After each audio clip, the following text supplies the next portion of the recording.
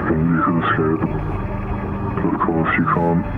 Today, you must endure 3 acts of affection and violence. How far will love go, and at what costs? Then talk about them to your dead YouTube channel that you abandoned.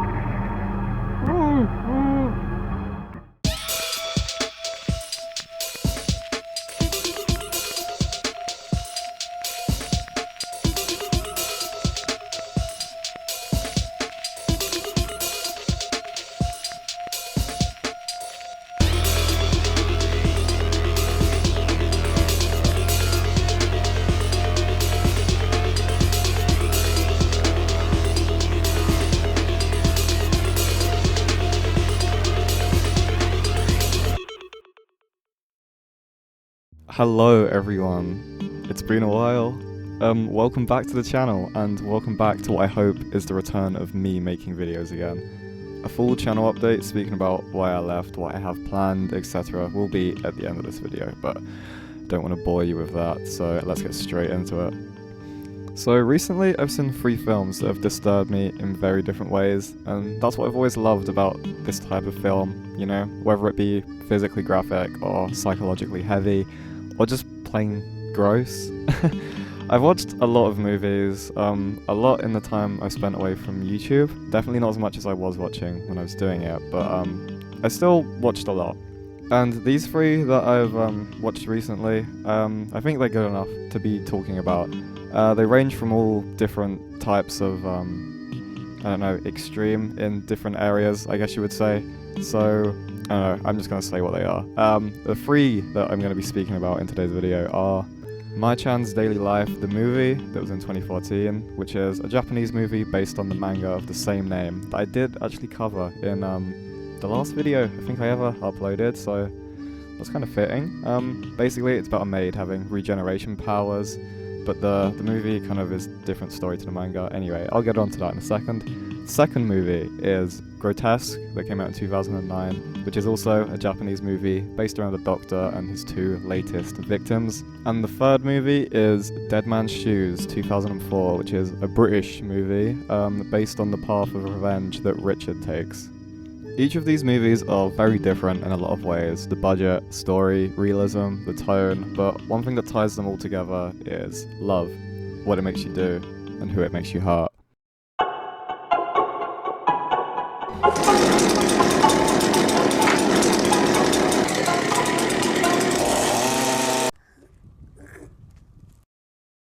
So, the first movie, Mai-chan's Daily Life, directed by Saudo Sato, sorry if I'm mispronouncing that, and it was produced by Okura Pictures, or OP Pictures. This was one movie which I couldn't actually find for the Iceberg video, but I came across it recently and I just kind of felt that I had to watch it. It felt like it was a sign, because I'd also been thinking about it a lot at the time. But anyway, the movie doesn't overstay its welcome. It has a short runtime of around 60 minutes, which I think is perfect. Still not over Philosophy of a Knife and Melancholy Der Angel, those ones that I covered. I'm just not a fan of long artsy movies like that. I don't know. So, the movie starts with a very nice cold opening. It sets the tone for a lot of the movie. It's black and white, switches between that and colour. There's lots of over-the-top blood, you know, the classic like Japanese style where it's just going everywhere, which I love. It also shows this really nice shot of one of the maids laying down on the grass, assuming it's May, and I don't know, I just thought this bit was really pretty. It's kind of like a brief introduction showing a few maids, you know, getting violent, what we're in for, before it goes to a nice title card intro animation that flicks between kind of the manga panels, which is a nice throwback. So we meet Miyako, which I think is how you say it. Again, sorry if I'm saying any of this wrong. She is applying to be a maid, and this one that she applies for, she gets accepted to, so she goes to start working there. It's like a palace that's kind of like in the middle of nowhere. She meets this old guy in a wheelchair, his kind of like main maid, I guess, and then Mai-chan. Kind of go through some, you know, examinations or whatever to see if she'll be a good fit. She does some cleaning training, I guess, and this is where, like, if you kind of like look around, you can kind of start to see where this movie's going. It's hinting at some things, which is quite cool, especially some of the rooms that it's showing. We get onto a scene where they're having breakfast out of bowls and wearing cat ears, of course, because, well, what else did you expect them to be wearing? Anyway, Mai-chan ends up spilling some of it on the floor, so the head maid comes over and chops her finger off. This is the first kind of violence that's happened with Miyako there, so she's obviously very concerned, but ends up calming down, and when she's with Mai-chan earlier, she noticed that her finger has been regrown, making her suspicious. Miyako then sneaks out at night and comes across Mai having her eye cut out by the head maid. And the eye getting popped out was done really well. It definitely grossed me out a bit. More than I thought it would. Anyway, but Miyako sees all this and she just starts like beating her shit, I guess. Like, she's liking it. So the next day, Mai-chan has an eye patch on and she sees Miyako. And Miyako then obviously still feeling like quite heated from last night, kisses her and ends up getting a bit too freaky and bites her tongue off. This is another nice scene with like the really nice kind of high contrasty green grass contrasting with blood on a maid with like whites and blacks that was teased in the first, like the cold opening with Mai-chan. She's eating a crepe, I think it's a crepe, and yeah, she's bleeding on it a bit. But you know, it's like one of those things which is just, I don't know, it's kind of pretty. It's like blood on snow. Let me know if you're a blood on snow enjoyer, I guess, in the comments. Black Phone 2 had a really good opportunity there, and I didn't think they took it as much as they should have. Anyway, back to this movie. So Miyako is then encouraged by the head maid to kind of like give in to her slightly violent and horny desires, I guess. So when Mai-chan returns from having her crepe, she's well, she pisses herself first. Why wouldn't she? I'd be fucking scared if I was like that. Anyway, she ends up getting on the bed, and Miyako's here to show her how much she loves her throughout all of this film, how much she's grown to love her. She gets given a chainsaw, and while she dismembers Mai, as the others watch, they're loving it as the others watch. But yeah, the gore here really done well. I really liked it. It was like, it was over the top. You know what I mean? It was like showing a lot. It was cool effects, but this is when the movie starts to take, I don't know, a weirder, more extreme turn, which is when Miyako starts like consuming her, and like really it's very much like love entangled in violence, as like she wants her heart, she wants to be as close to her as possible, she wants to eat her, she wants to have her inside her. The old guy is like tweaking out at this point while this is happening. I think he's just like really liking it a lot. I think he dies actually from liking it too much. This is also a good point to mention all of like the weird zoom-ins throughout this film that I absolutely love. It just kind of gave it that campiness that the rest of the film always had in tone. And there's a really nice shot at the end of Miyako laying in bed with Mai-chan as she's, you know, in pieces. It's like peace at the end of the storm. And it cuts ahead uncertain amount of time, probably like 2 weeks, to Miyako still there at the maid house looking after a very damaged and beaten up Mai-chan, obviously healing and ready for when Miyako wants to, you know, get freaky again. Overall, this movie is a Japanese campy and gory mess, and I love it. I love all of the over-the-top blood, I love the zoom-ins, I love the effects, you know, there's a nice steady increase of kind of extremism throughout the movie. It starts off small, builds its way up. There's some really pretty shots of Mai-chan in the field that I was saying about throughout the film. They were nice to see, to kind of give this movie, which would otherwise just be complete gore, some kind of nice, prettier shots. Really wasn't expecting the music to be this beautiful, and oddly link with the scenes that it was played in. I really liked the reveal that Miyako was kind of a perv and also crazy, because at first you were kind of like, oh no, like what are they going to make her do? But it turns out that she is, you know, she ends up being the biggest freak of the week in the room, definitely. I love romance in horror so much. That's why I'm making this video. I have a lot of other examples of romance in horror that I love, that I would like to talk about at some point in the future. I might do another video on it. So obviously the romance in this movie was Miyako's love for Mai-chan, even if that made her, you know, kind of turn crazy, turn violent, turn a cannibal even. I didn't reread the manga, but from what I can remember, it kind of missed a lot of plot beats or whatever. I remember in the manga there was more of a theme of like exploiting Mai-chan for money and renting her out to all of these rich people to torture. That wasn't really explored in the movie, but I like the switch of having Miyako there instead. I quite enjoyed the story. There's kind of this morality question of, is it okay to hurt someone if they will be okay? I mean, like, obviously no, but like that's the question that this film is trying to ask. It's what one of the maids says to Miyako. When it got to about the finger scene, I couldn't tell if the black and white was intentional or not, if I'd like accidentally discovered like a censored version that went black and white every time there was blood. But I think by the time the eye scene came, I realized that it was on purpose. I just didn't think it was that clear at the start. This film in Japan had like a very limited release, and it only included a few late night screenings in independent theatres due to censorship restrictions, which is not really surprising. The movie is quite graphic in that sense. It was released under the OP Pictures label, a company famous for producing pink films, but rarely ones this extreme. This is kind of like the black sheep, if you will. Some Japanese critics have argued that this film is more of a dark satire, which I completely agree with. The director, Sado Sato, said in interviews he wanted viewers to feel simultaneously fascinated and repelled, provoking thought about desensitization to violence. And of course, I'm going to have to bring back the worst scene that I used in the Disturbing Icebergs video. So the worst scene for me on this one was definitely the eyeball one. Not sure why, it just really grossed me out for some reason, but obviously in a good way. That's why I love these movies. And my favourite scene was probably either the one in the field or Miyako laying in the bed with Mai-chan. They were just like oddly beautiful kind of moments in the movie that made this more of a movie to me rather than just like loads of gore and practical effects, things like that. I'm also going to bring in something new for all of these movies, which I call story or gory, which is exactly how it sounds. So is this movie story or gory? Definitely more gory, a lot more gory, but I still liked it anyway. I'd probably give it like 7. Yeah, 7 out of 10.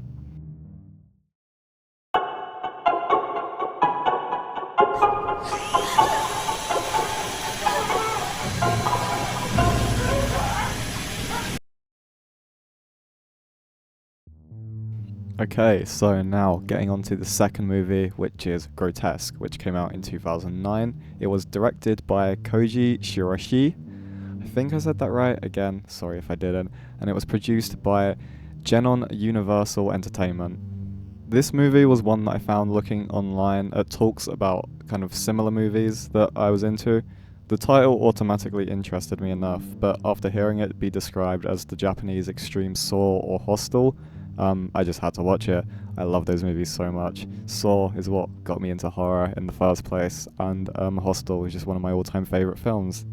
Again, this is like another kind of shorter movie. It's around 70 minutes long, which I think was enough time to tell the story and also mentally crush me. This film, it destroyed me emotionally while I was watching it. But then it ended with me with a huge smile across my face. Honestly, I can't recommend this film enough. You've probably seen similar, but Grotesque, I really think you should watch it if you haven't watched it before, or at least skip the spoiler bit, which I will say in a second. But yeah, very good movie, and I'll get onto it now. So this movie is also straight into it. It's a man in a van, and he's watching a couple. They're walking towards the van, and he jumps out and takes them. There is then like a little intro sequence with a title card, which was very nice. The couple that we follow that aren't named in the film, but do have names in the credits. I'm just going to refer to them as the man and the woman and the doctor to make it easier for me. So they wake up in, I'm going to call this the surgery room. It's a very like hostile, torture-esque looking room, and they're facing each other, and the doctor comes over, and this is the first line of dialogue in the whole film, which I love, which is, "Do you want to go first or second?" I don't know, just something very eerie and creepy about that. What a great way to open the film.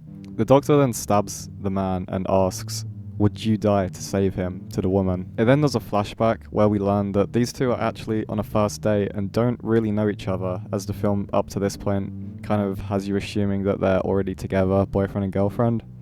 And it shows the moments right before they were captured where they exchanged dialogue. Would you die for me?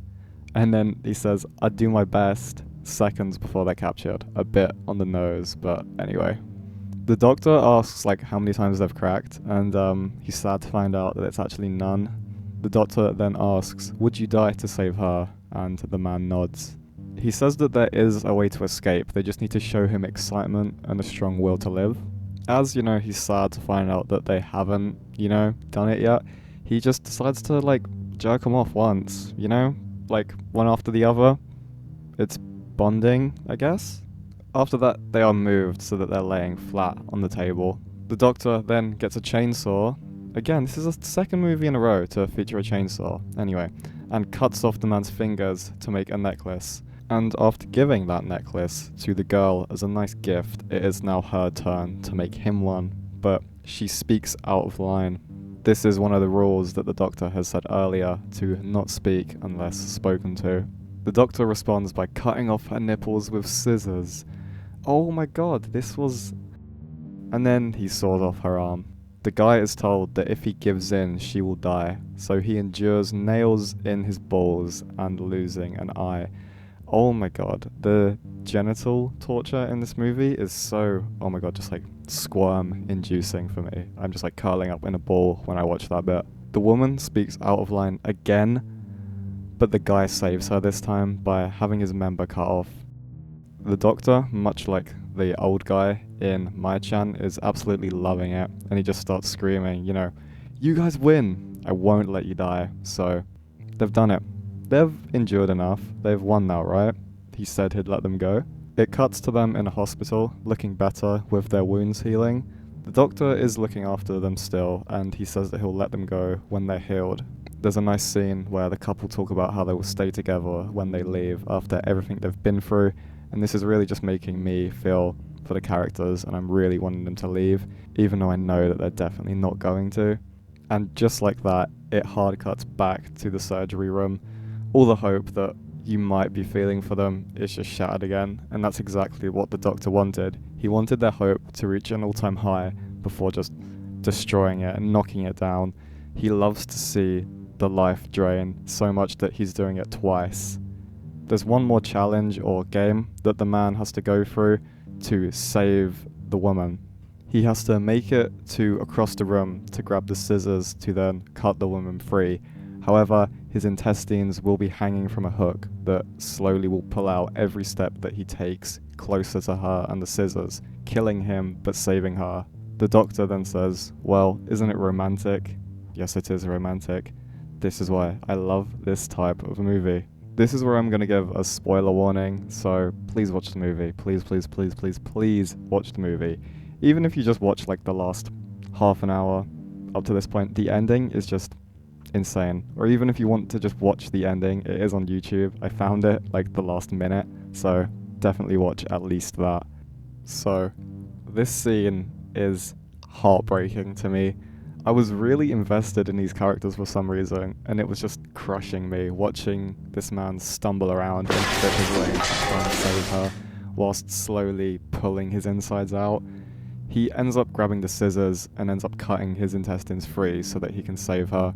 He cuts free her legs, and then he goes to cut her arms free from the rope, but it has steel wire inside.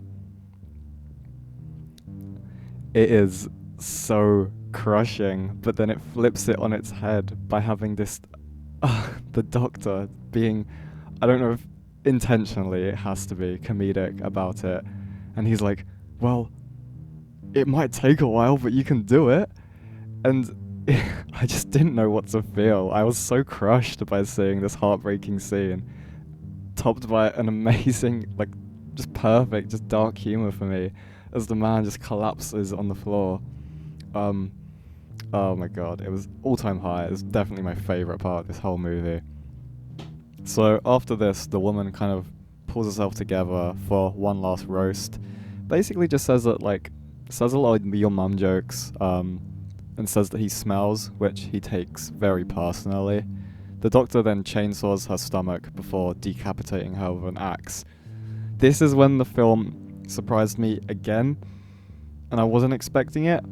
So her head flies off, just completely flies off, and she's still alive, lands on his neck and bites him. And then the man on the floor comes back and cuts his foot, and then they're all on the floor, bleeding out. Don't know how the woman was alive, don't know how the man was alive. But anyway, they share one last look at each other before dying. It then cuts to the doctor putting the scissors between two graves, surrounded by a lot of other graves in the garden. The doctor did, unfortunately, survive, but it ends with the doctor stalking a woman. But before he goes, he puts on some aftershave, because he smells, remember? That obviously really cut him deep. This movie was great. It was straight into it. Loved the first scene, loved the first line. It was just peak dark humor for me. The Japanese weirdness as well. It was just, I don't know, a mix of a lot of stuff I love made it really enjoyable for me to watch. It was such a bittersweet ending. Like, seeing the doctor there with a bunch of other graves, still alive but limping, is like, it's one of those endings which is just so, you just can't help but like smile at it, because he's going out to do it again. The doctor reminds me of like one of the guys from the first Human Centipede, the doctor from the first Human Centipede a bit, kind of just his mannerisms, I guess. There was nice effects used, a lot of close-ups on the violence and the gore, which made it feel a lot more personal and a lot more like squirmy in some points. Very hostile and Saw vibes.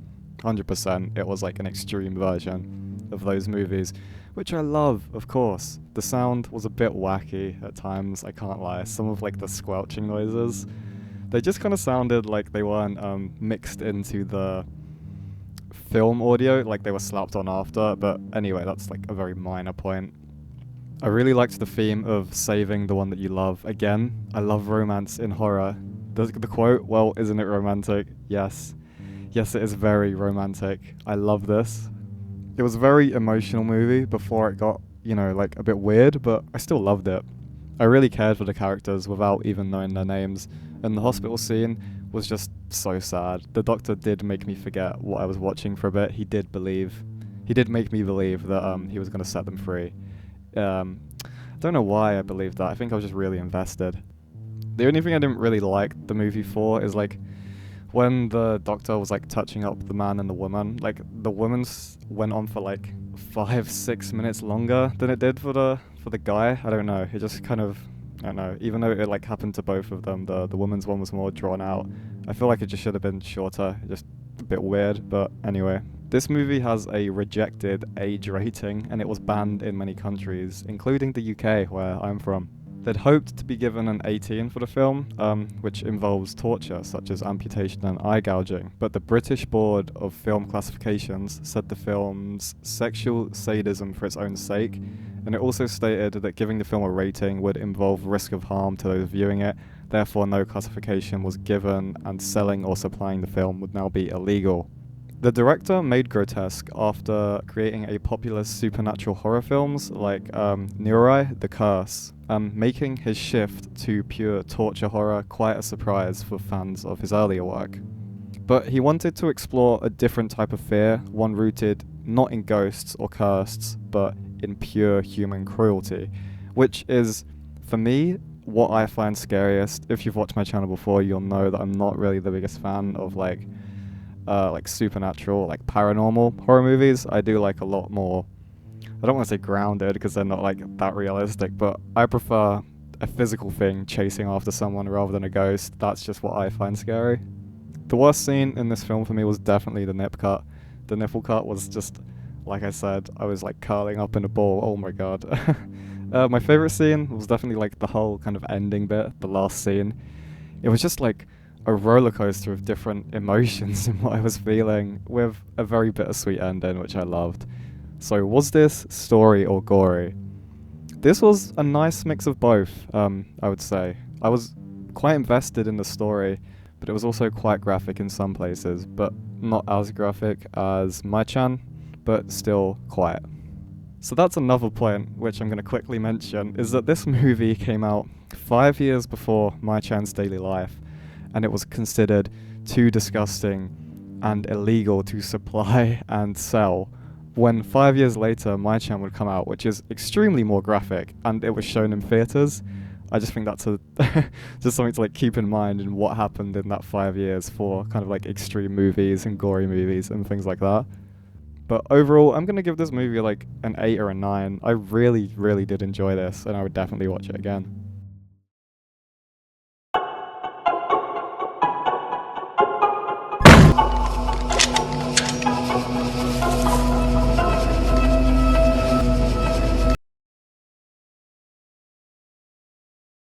And finally, the last movie that I'm covering today is Dead Man's Shoes, which came out in 2004 and is directed by Shane Meadows. The production company was Warp Films. This was something which I've had on my to-watch list for a long time. I've heard a lot of good things said about it. Finding out that it was British and Channel 4 was involved, I just had to, because they're not known for horror movies, but all of the Channel 4 British movies that I've watched I've enjoyed, whether they be like comedy, action, whatever. So I was excited to see a quote-unquote disturbing movie which had them associated. It's around 80 minutes long, and it is the longest film that I'm speaking about today. It was paced perfectly, in my opinion, and it doesn't waste progressing the story, which is amazing, by the way. A very more story-driven film, but crushing in a way that the others were not. This movie does a very similar thing to the movie Elephant, which I believe came out a few years prior, in showing the violence to be boring, dull, and meaningless, which just makes some of the scenes in this movie a lot more eerie. So the intro to this movie is kind of a family home video thing, not in the style of Sinister, it's not that graphic. It's just two brothers shown growing up, Richard and his younger brother Anthony.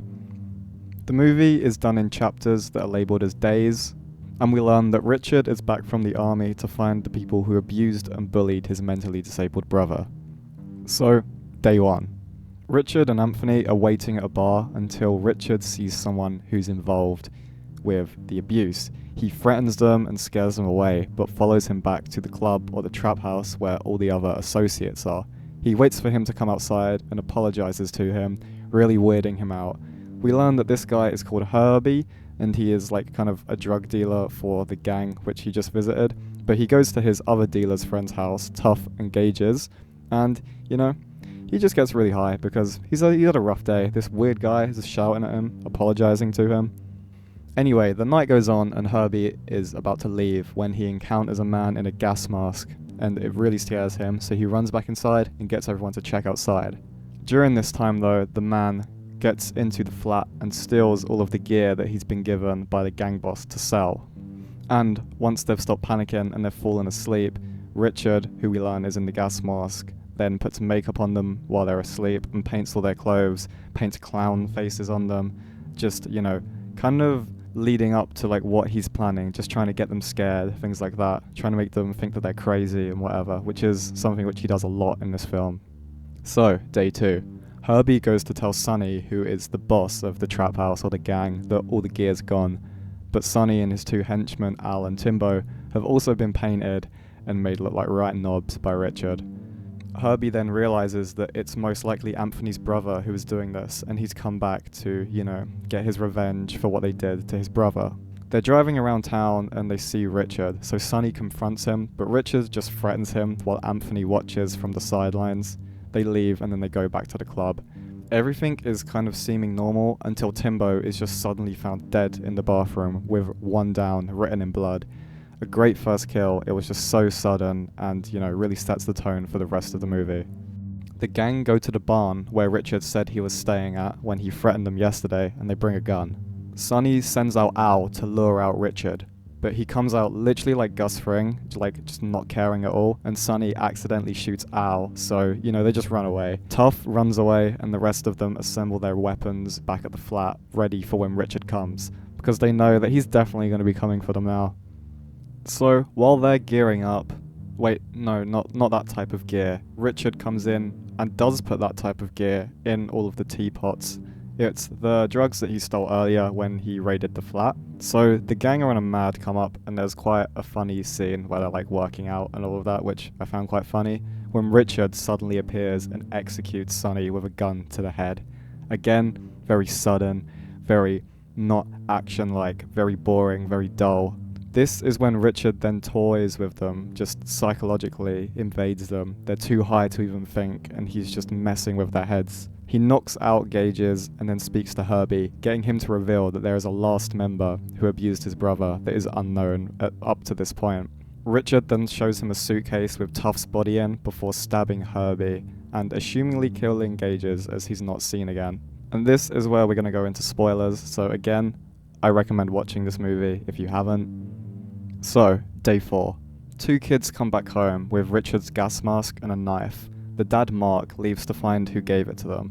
But while he's away, Richard goes up to the front door and speaks to Mark's wife, says that he's an old friend. Up to this point, the movie has been showing us flashbacks of how the group abuses Anthony, forcing him to take drugs, have sex, take beatings, things like that. Mark comes home later that night to his wife, who questions him, and Mark tells her about the group and what they did. He begins to cry as he explains how they drove Anthony to suicide after leaving him abandoned. This is a huge twist in the film, showing that Anthony has just been in Richard's head this whole time and he's been dead. Richard has been doing this on his own. This explains why the gang was so paranoid when Richard came back. Day 5. Richard kidnaps Mark early in the morning and makes him drive to where they left Anthony years ago. Richard breaks down and expresses his guilt for what he's done, killing all of these people. He hands Mark the knife.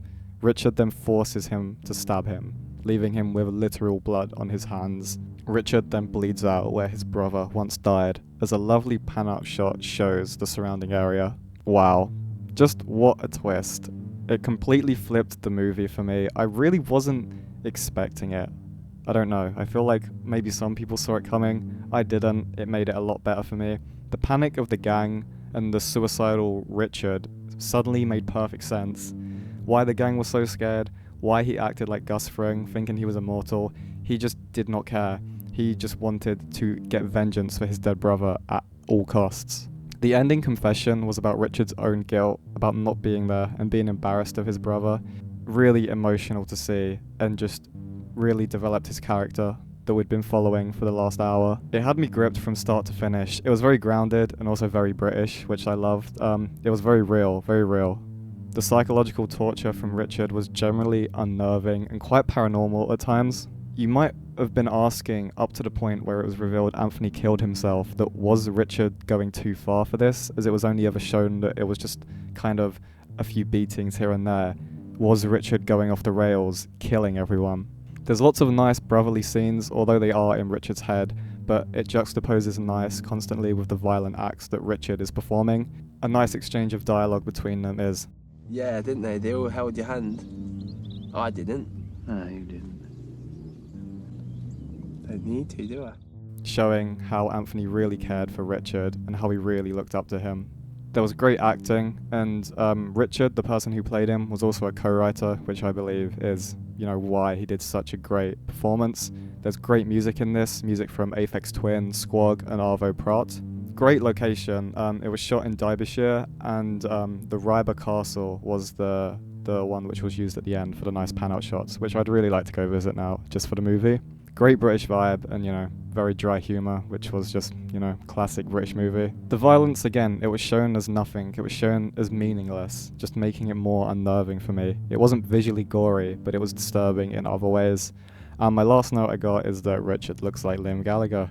Director Shane Meadows drew inspiration from real people that he knew growing up in Oxeter and Derbyshire. Some of the bullies in the film are based on actual people. Much of the film's dialogue was improvised. Shane Meadows also encouraged the actors to create their own lines to keep scenes natural and emotionally raw.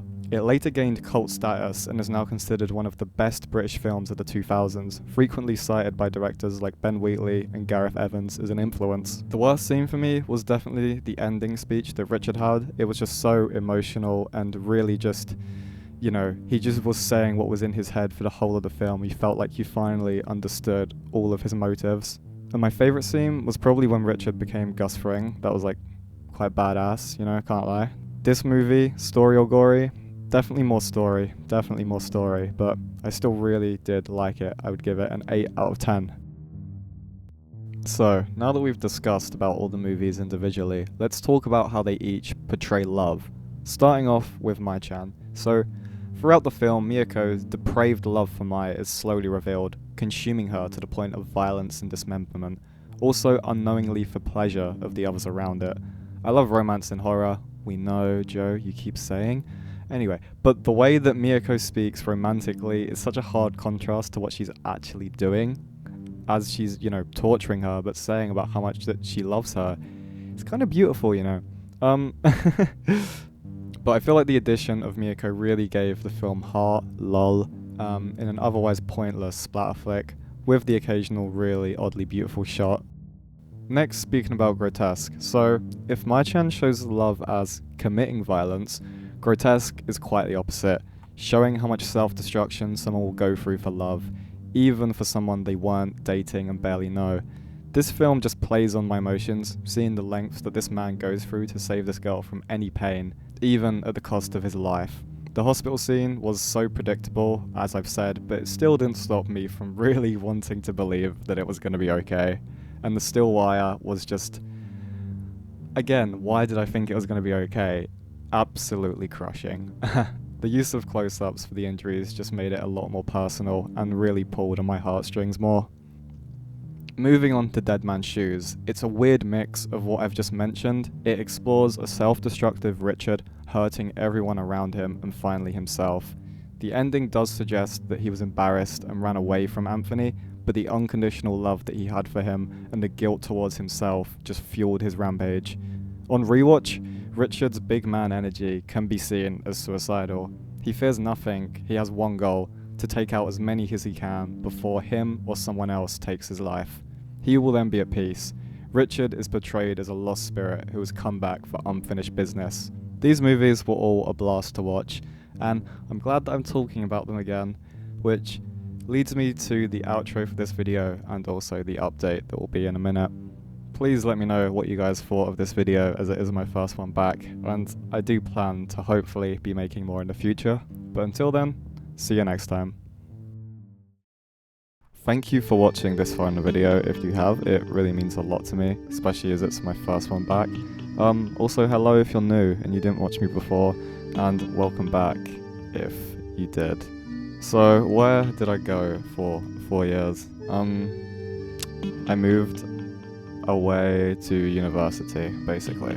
I just moved away, didn't really have as much time as I did have with, making new friends, living somewhere new, also starting education again, so it kind of just got sidelined and I didn't really find any time for it, but it's always something which I've had in the back of my mind and I've always thought about, and especially in the last 2 years, I want to say, I really did find myself missing uploading videos. So I really wanted to make a return, and it's something that I've been kind of on-off planning for about a year, I would say. So, as you can tell, if you've watched me before, the video has probably gone up in quality a lot, and that's something which I really wanted to get down, and I really wanted to get a kind of style for me if I'm going to be doing new videos. As much as I do like the old ones, I can do so much better now, basically, and I can make them a lot more engaging, I think, and I can make the editing a lot better, and sound effects and animations and all of this that I've been making, so I want to try and make them special. I'm not going to pump them out, I'm just going to do them whenever I feel like it, but I just hope that, I don't know, I'm hoping that at least a few people have seen this and were excited, so that's all that matters to me. So, thank you if you made it this far, if you are new, or if you are returning. But let me know in the comments, because, I don't know, I really am interested to see what audience this video finds itself with, if it finds an audience at all. I think that's all I have to say. I'm going to stop waffling now, and yeah, thank you so much for watching. Hopefully see you soon. Bye.